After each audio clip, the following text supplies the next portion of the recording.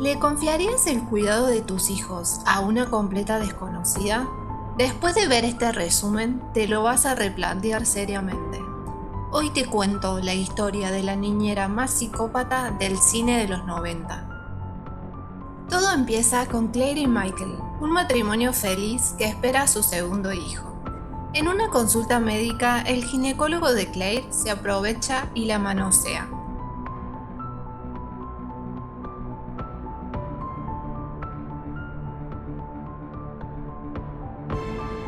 Ella, destruida, hace la denuncia. El caso explota en las noticias, se suman más víctimas y el médico, acorralado, decide quitarse la vida. Pero si creías que ahí terminaba todo, esto recién empieza.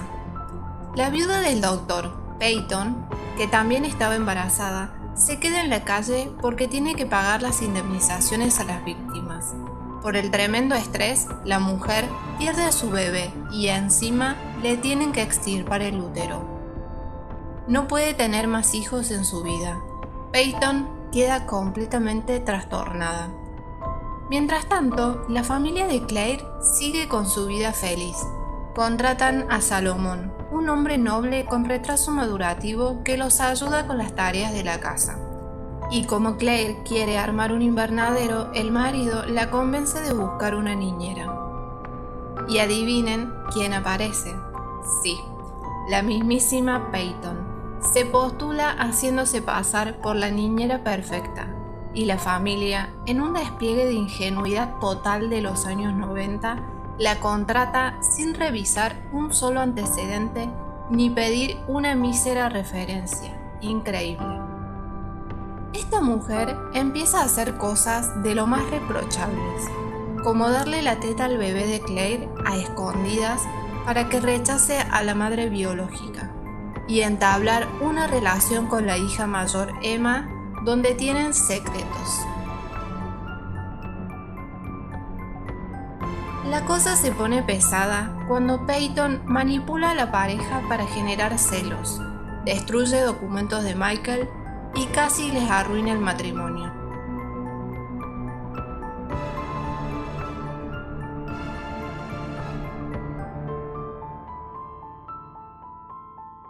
Pero Salomón la descubre por la ventana amamantando al bebé.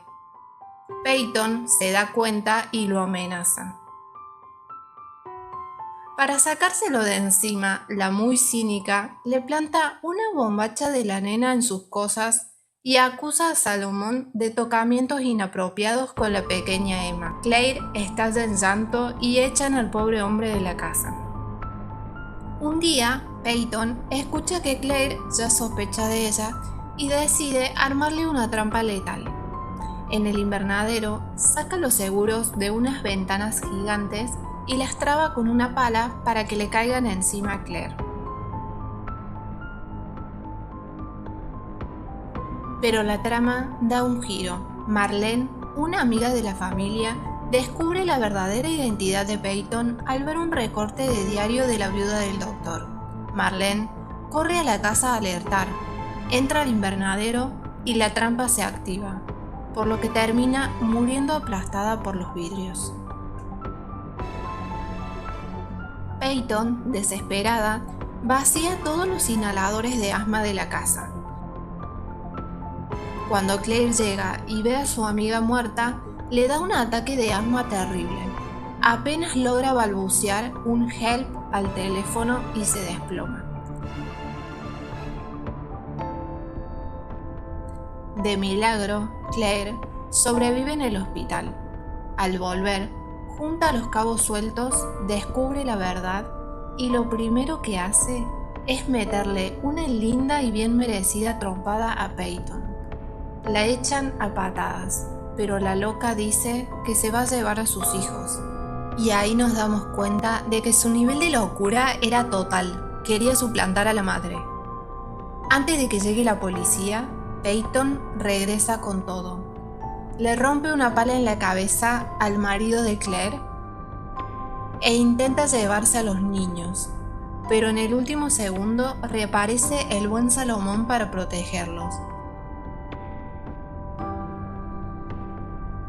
Claire saca fuerzas de donde no tiene y empuja a la psicópata por la ventana, quien termina atravesada por la cerca del jardín. Final feliz para la familia y una lección de por vida. Investiga bien a quién metes en tu casa.